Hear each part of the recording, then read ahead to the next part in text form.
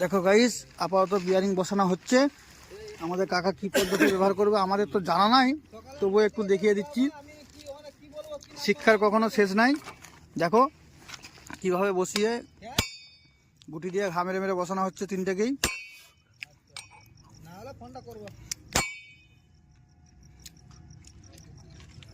মাঝে মাঝে এরকম করে ঘুরিয়ে চেক করে নেবেন আড়ে তাড়ে বসছে নাকি।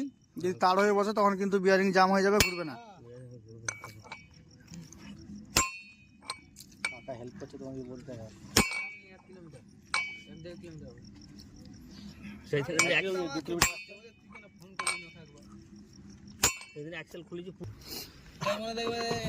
দেখো বসানো কমপ্লিট, আপাতত রেডি।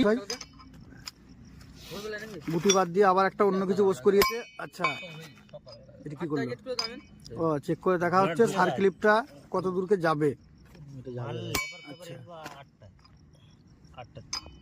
গাইস আপাতত গুটি আর ছকেট দিয়ে যদি না হয়, তার জন্য কাকার মতো একটা ছিনি হাম্বার নেবে আর দুমদাম করে ঘা মেরে দেবে। কাকা বলতে চাইছে যখন ড্রপ নেবে তখন আর ঘা মারবেন না।